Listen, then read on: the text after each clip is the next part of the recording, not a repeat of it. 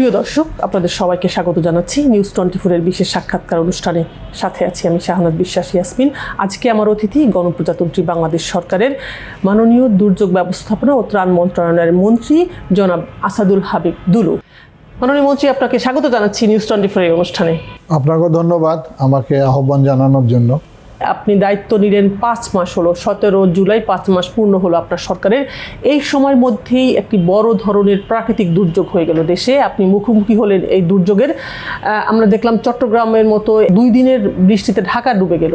সব কিছু মিলে আপনি কিভাবে সামলালেন? পৃথিবীর মধ্যে যে 9টি দেশ সবচেয়ে বেশি দুর্যোগ প্রবণ, তার মধ্যে কিন্তু বাংলাদেশ একটি ষড়ঋতুর দেশ। এখানে কখন দুর্যোগ ঘটবে এটা বলা মুশকিল। কখনো সাইক্লোন, কখনো বন্যা, কখনো ঘূর্ণিঝড়, কখনো মানবসৃষ্ট, কখনো হাওরে পানি। সুতরাং আমাদের সবসময় একটা প্রস্তুতি থাকে, পূর্ব প্রস্তুতি। এর আগে কিন্তু আমাদের হাওড় অঞ্চলে ব্যাপক বন্যার কারণে ব্যাপক ফসলহানি হয়েছিল। সেখানে মাননীয় প্রধানমন্ত্রীর নির্দেশে আমরা তাৎক্ষণিকভাবে সেই এলাকা সফর করেছিলাম এবং ক্ষতিগ্রস্ত কৃষকদের মাঝে আমরা এই 3 মাস ব্যাপী তাদের খাদ্য সহায়তা দিয়েছি এবং আর্থিক সহায়তা দিয়েছি আমরা ওই সমস্ত হাওর অঞ্চলগুলোতে, বিশেষ করে কিশোরগঞ্জ, নেত্রকোনা, সুনামগঞ্জ। আর সাম্প্রতিক সময় যে বৃষ্টি হয়ে গেল, এই বৃষ্টিতে তো ব্যাপক বন্যা দেখা দিয়েছে, বিশেষ করে হচ্ছে চট্টগ্রাম বিভাগে। চট্টগ্রাম জেলা এবং পার্বত্য 3 চট্টগ্রাম এবং আপনার হচ্ছে কক্সবাজার। সেখানে আমি ব্যক্তিগতভাবে সফর করেছি, আমি গিয়েছি।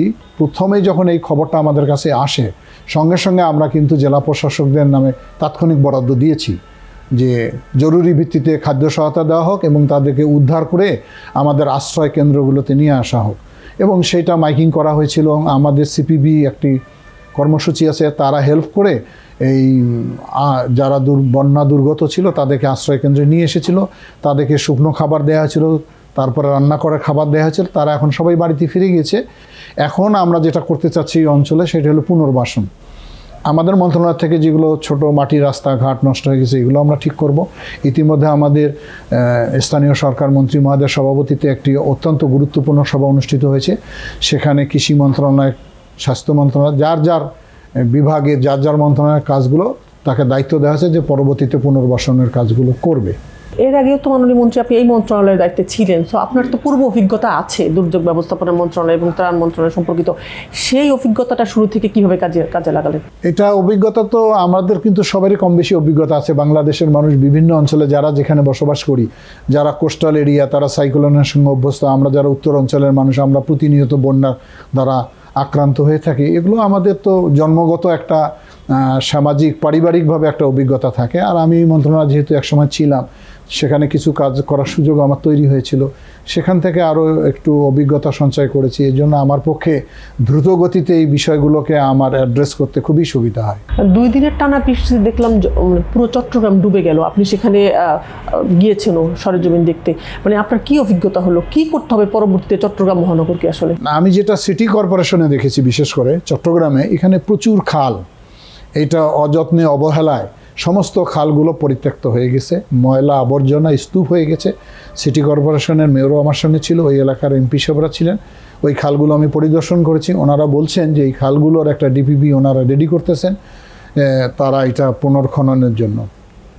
আমার মনে হয় যে খালগুলো যদি সংস্কার করা যায়, তাহলে এই জলাবদ্ধতা অন্তত সিটি কর্পোরেশনে হবে না। আর আমি যখন হিল ট্রাক্সে গেলাম, তখন আমি দেখলাম যে হিল ট্রাক্সে যেটা সবচেয়ে বেশি ক্ষতির কারণ হয় সেটা পাহাড়ি ধস।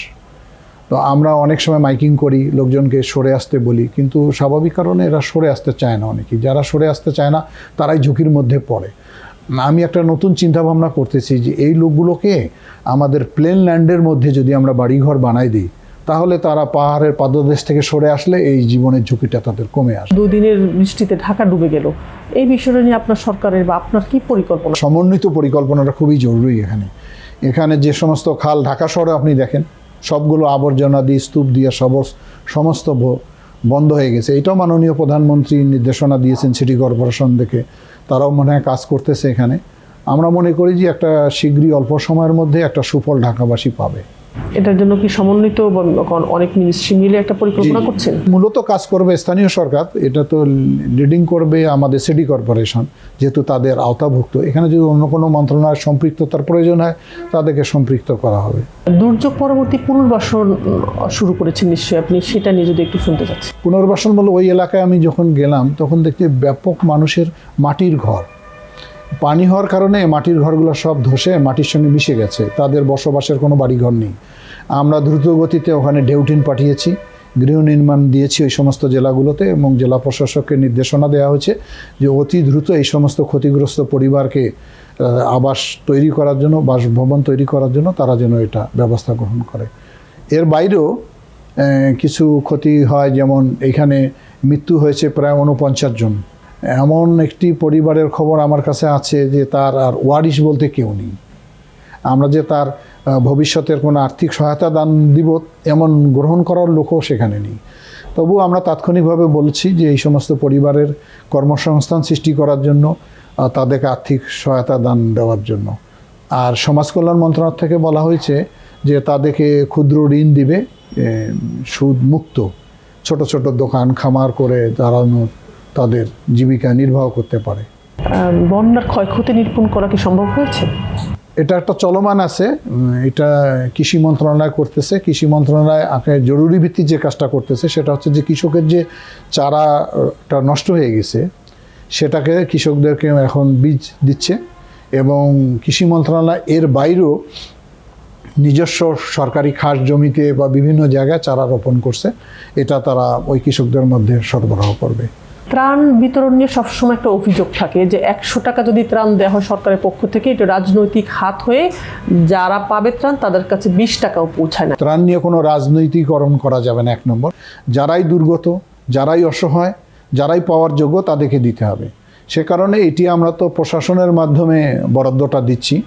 এইখানে জেলা প্রশাসন এটি ইওনোর মাধ্যমে বরাদ্দ দিয়ে থাকে, আমরা এটা দেখভাল করি, এবং আমরা প্রত্যেকটা বিতরণ পয়েন্টের মধ্যে আমরা একজন করে অফিসার নিয়োগ করে দিয়েছি মনিটরিং করার জন্য, যাতে এই ধরনের কোনো অভিযোগ না আসে।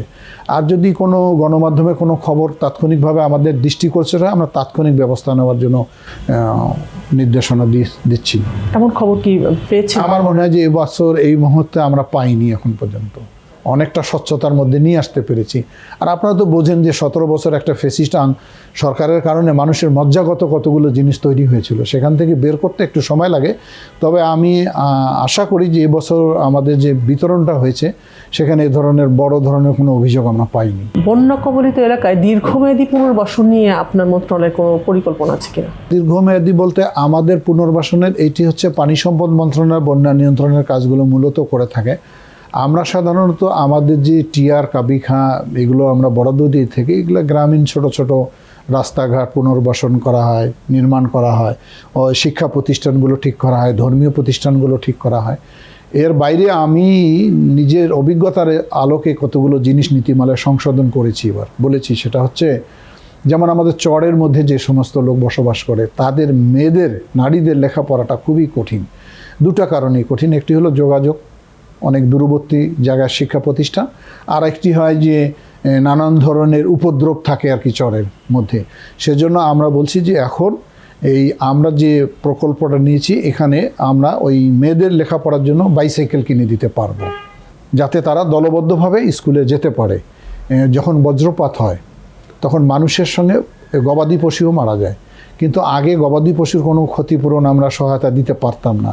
এখন আমরা অন্তর্ভুক্ত করেছি যাতে করে গবাদি পশু যে সমস্ত কৃষকের মারা যাবে তাদেরকেও আমরা আর্থিক সহায়তা দান করব। আর একটা আমার কাছে খুবই কষ্ট লাগে, আমি যখন গ্রামে থাকি, বিশেষ করে এই দুর্যোগে যে সমস্ত বাবা মারা যান, তার যদি কোনো মেয়ে থাকে, ও যখন বড় হয়ে যায় তখন তার বিয়ে দেওয়ার কোনো সংস্থান থাকে না। আমি যখন গ্রামে থাকি ওই ধরনের মেয়েরা যখন আসি বলে, আমরা এই জন্য তাদের বিয়ে দেওয়ার একটা অর্থনৈতিক সাপোর্ট দিব আর কি। ভূমিহীন মানুষের জন্য আগে একটা আশ্রয়ণ প্রকল্প ছিল সরকারের, আপনি দায়িত্ব নিয়ে এখন সেই মানুষগুলোর জন্য কোনো ধরনের পরিকল্পনা করছেন কিনা? ভূমিহীনদের যে আশ্রয়ণ প্রকল্প, এটা প্রধানমন্ত্রীর দপ্তর থেকে করা হতো আর কি। সেখানে আমাদের টিআর প্রকল্প থেকে কিছু ঘর নির্মাণ করে দেওয়া হয়েছে, এটার গুণগত মান অনেক জায়গা থেকে অনেক ধরনের অভিযোগ তৈরি হয়েছে, যেগুলো ভালোভাবে নির্মাণ হয়নি, ভেঙে পড়েছে। আর একটা এই কনসেপ্টটার ব্যাপারে আমার একটু দ্বিমত আছে। সেটা হচ্ছে কি, মানুষ যখন একটা জায়গায় বসবাস করে, তার যখন একটা সামাজিক বন্ধন তৈরি হয়, তাকে যদি সেখান থেকে আপনি উঠায় নিয়ে এসে আর একটা দিতে চান, সেখানে সে বসবাস করতে চায় না, অনীহা প্রকাশ করে। এ কারণে আমি মনে করি যে তার নিজস্ব জায়গায় সে যেখানে বসবাস করে, সেখানে আমরা ঘর নির্মাণ করে দিতে চাচ্ছি। এরকম কোনো প্রকল্প নেওয়া হয়েছে? এটা টিআর থেকে আমরা করব, এটা টিআরের অন্তর্ভুক্ত আছে আমাদের। আমরা সর্বোচ্চ 4 লক্ষ টাকা দিতে পারবো একটা বাড়ি নির্মাণের জন্য, এবং আমি পরীক্ষামূলক গত আর্থিক বছরে কয়েক জায়গায় করে দেখিয়েছি, ভালো, এবং তারা খুব হ্যাপি। এই জন্য হ্যাপি যে আমি আমার আশেপাশের সামাজিকতা, আমাদের পরিবার, সামাজিক বন্ধনটা আমি রাখতে পারি আর কি। আমার আরও কিছু প্রশ্ন আছে, আমি এর আগে ছোট্ট একটা বিরতি নিয়ে ফিরছি। প্রিয় দর্শক, ছোট্ট একটা বিরতি নিচ্ছি, সাথেই থাকুন। ফিরে এলাম বিজ্ঞাপন বিরতির পর। আমার সাথে রয়েছেন দুর্যোগ ব্যবস্থাপনা ও ত্রাণ মন্ত্রণালয়ের মাননীয় মন্ত্রী জনাব আসাদুল হাবিব দুলু। বজ্রপাত নিয়ে আমি শুনেছি যে আপনার মন্ত্রণালয়ের কিছু উদ্যোগ আপনি নিয়েছেন, এবং আমরা দেখছি যে আসলে বজ্রপাতের একটা প্রবণতা দেশে শুরু হয়েছে গত কয়েক বছর থেকে। এর আগে তাল গাছ একটা প্রকল্প শুরু করেছিল, যেটা নিয়ে ব্যাপক আলোচনা সমালোচনা ছিল। আপনি বজ্রপাত নিরোধনে কি শুরু করছেন, কি প্রকল্প নিচ্ছেন? আপনি তো জানেন যে বজ্রপাতের সাম্প্রতিক কয়েক বছরে ব্যাপক প্রাণহানি ঘটছে, বিশেষ করে হাওড় অঞ্চল এবং উত্তর অঞ্চলগুলোতে। তো আমরা মনে করি যে আমাদের যেমন সাইক্লোন শেল্টার আমরা করি, তারপরে ফ্লাড শেল্টার আমরা করি, আমি একই আঙ্গিকে আমরা এই বজ্রপাত শেল্টার করতে চাচ্ছি। এখানে বুয়েটের এক্সপার্টরা আসছিল, বিভিন্ন কোম্পানি যারা এগুলো করার অভিজ্ঞতা রাখে, তাদের কাছে আমরা মতামত নিয়েছি। আমরা একটা কমিটি করে দিয়েছি। কমিটিকে আমি বলেছি আগামী 10 দিনের ভিতরে তারা একটা রিপোর্ট দাখিল করবে। কনসেপ্টটা এরকম আমার, যে আমরা যদি হাওড় অঞ্চলে এই শেল্টারগুলো করি, তাহলে মাল্টিপারপাস ইউজ হবে। কীরকম ইউজ হবে? বর্ষাকালে যখন জেলেরা মাছ ধরতে যায়, তখন যদি একটা শেল্টার ওই ধরুন আকাশের ভিতরে যদি ওই ধরনের আভাস পাওয়া যায় যে বজ্রপাত হবে, তাহলে ওই শেল্টারের মধ্যে তারা আশ্রয় নিতে পারবে, তাদের মাছ ধরার আনুষঙ্গিক জিনিসগুলো এখানে রাখতে পারবে। তেমনি কৃষকরা যখন বৈশাখ জ্যৈষ্ঠ মাসে ধান কাটে, তখন যদি দেখা যাচ্ছে যে প্রচুর বৃষ্টি হয়, ধান ক্ষতি হয়, তাহলে ধানগুলো তারা ওখানে নিরাপদে রাখতে পারবে। যারা এই ব্যাপারে অভিজ্ঞ আছে, যারা প্রযুক্তি জ্ঞান সম্পন্ন, বিদেশে যারা এটা ভালো কাজ করেছে, তাদের নিয়ে আমরা আগামী 10 দিনের ভিতরে তাদের রিপোর্ট পেয়ে গেলে আমরা অবশ্যই এটা কাজ শুরু করব। এটা প্রথমে নির্ধারণ করা হয়েছিল যে 15টা জেলায়, এটা আমরা নির্ধারণটা রাখতে চাই না। এটা চাহিদা মাফিক বাংলাদেশের যে কোনো জায়গায় আমরা এটা করব। এটা সবুজ পাতায় অন্তর্ভুক্ত হয়েছে। আমরা মনে হয় শীঘ্রই প্রকল্পটা অনুমোদন হয়ে গেলে আমরা কাজে হাত দিতে পারবো। প্রাথমিকভাবে এটা 2 ধরনের একটা আলোচনা হয়েছে, যে এই শেল্টারটা কি ক্লোজ হবে না এটা ওপেন হবে। এটা নিয়ে আমরা আমাদের বলছি যে যারা এই ব্যাপারে এক্সপার্ট, তাদের কাছে, মানে ক্লোজ যারা করতে বলে তারা বলে এটা বেশি নিরাপদ হবে, আর যারা ওপেন রাখে বলে তাদের ওপিনিয়নটা হলো যে যদি ক্লোজ হয়ে থাকে, এখানে নানান ধরনের ভবঘুরের আড্ডা টাড্ডা হতে পারে, অসামাজিক কার্যকলাপ হতে পারে, এই কারণে তারা এটা সাজেস্ট করছে। টাকাটা কি গভর্নমেন্টের নাকি অন্য কোনো দেশের? না, সেটা তো একটা প্রকল্প তৈরি হলে জিওবি কতটুকু দেবে, গভর্নমেন্টের অনেকগুলো বাইরের কিন্তু ডোনার কান্ট্রি আমাদের সঙ্গে যোগাযোগ করছে, তারা এখানে সহযোগিতা দিতে চাচ্ছে আর কি। ভূমিকম্প প্রবণ হয়ে গেল মনে হচ্ছে যে আমাদের দেশটা, বা একটা ঝুঁকি তো আছে ভূমিকম্পের, সেটা নিয়ে আপনার কি প্রস্তুতি আপনার মন্ত্রণালয়ের? এটা তো আপনারা জানেন যে আমাদের মন্ত্রণালয় থেকে এই যে ভূমিকম্প যদি সংগঠিত হয়ে যায়, তাহলে উদ্ধার কাজটা আমাদের দেশে খুবই জটিল। যেভাবে আমাদের অবকাঠামো নির্মাণ হয়েছে, রাস্তাঘাট তৈরি করা হয়েছে, এ কারণে আমাদের মন্ত্রণালয় থেকে কিন্তু ইকুইপমেন্ট অনেকগুলো টেন্ডার করে এগুলো আমাদের আর্মস ফোর্স ডিভিশনকে আমরা হ্যান্ডওভার করেছি, আর ফায়ার সার্ভিসকে আমরা হ্যান্ডওভার করেছি, কিছু রেড ক্রিসেন্টকে আমরা দিয়ে রাখছি।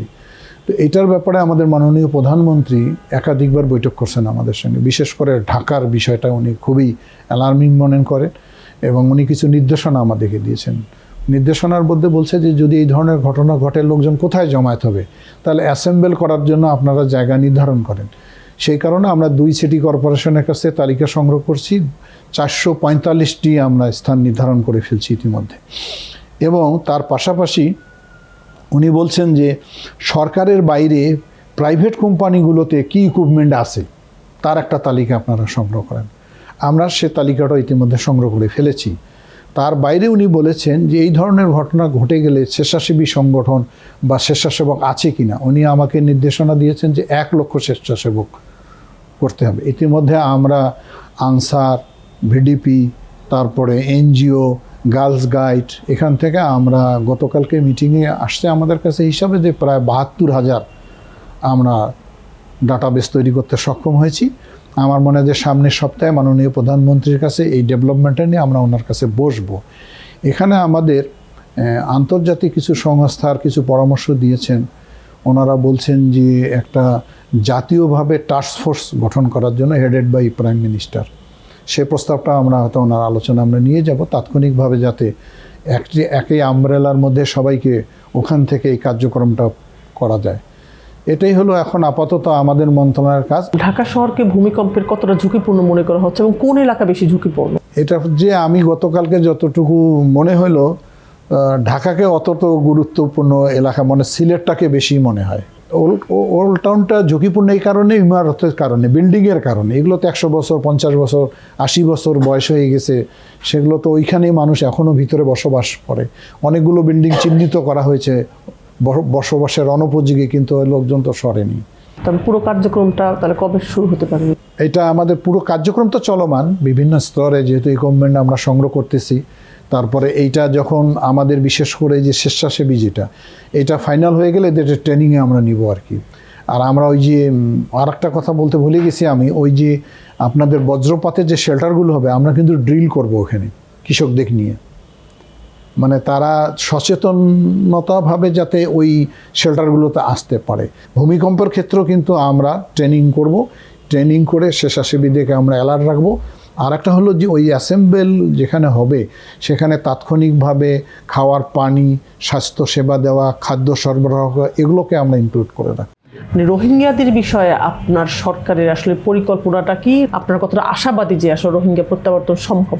যেখানে রোহিঙ্গারা বসবাস করে সেখানে প্রচুর পরিমাণ আইন শৃঙ্খলার অবনতি ঘটছে, আমাদের সামাজিক পরিবেশ বিনষ্ট হচ্ছে। এটি আমাদের বিভিন্নভাবে থ্রেট হিসেবে দেখা দিয়েছে। আমরা আন্তর্জাতিক কমিউনিটি যারা আমাদের সঙ্গে দেখা করে, কথা বলে, যারা এখানে ডোনার হিসেবে কাজ করে, গত তারিখেও যারা আসছিলেন তাদেরও আমরা বলেছি যে এটি যে কোনোভাবে হোক এটাকে আমরা আপনাদের আওতায় নিয়ে আপনারা এটাকে আন্তর্জাতিক একটা সমাধান আমাদেরকে দেন। আমরা চাই না যে রোহিঙ্গা এখানে চিরস্থায়ী হোক, তারা এখানে বসবাস করে আমাদের ভূ প্রকৃতি এবং সামাজিক এবং আমাদের কালচার সব কিছু তো নষ্ট হওয়ার পথে হয়েছে। আমরা চাই, আমাদের সরকারও চায় যে তারা তাদের জায়গায় প্রত্যাবর্তন হোক। মাননীয় মন্ত্রী, আপনাকে অসংখ্য ধন্যবাদ জানাচ্ছি এতক্ষণ আমাদের সময় দেওয়ার জন্য।